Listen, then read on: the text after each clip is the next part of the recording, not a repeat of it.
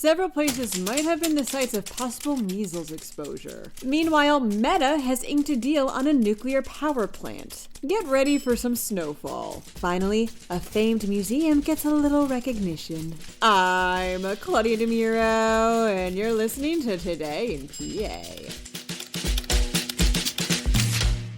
3 places might have been the sites of possible measles exposure last week, reports Why. Philadelphia International Airport Terminal A, the William H. Gray 30th Street Station, and the southbound Amtrak Northeast Regional Train 175 that was headed from Boston to Washington. This exposure occurred on January 7th, and officials are urging people to be wary of symptoms like fever, runny nose, and the telltale rash. People who haven't gone vaccinated are the most at risk of becoming ill and experiencing complications.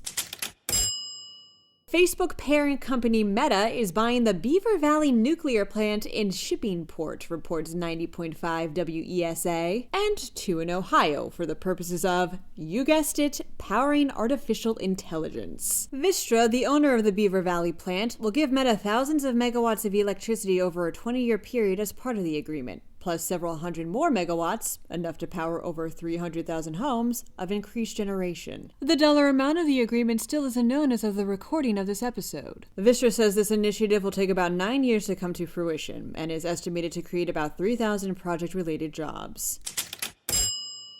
Bundle up and get ready for some snow, states PennLive. Flakes will fall today and tomorrow, and some places like those in the northwestern region might see as much as 3 inches. The southeast will get a bit of a lighter dusting, and everyone else will see an inch or less. High temperatures on Thursday are expected to be right around freezing, and it'll get a little bit colder every day heading into the weekend.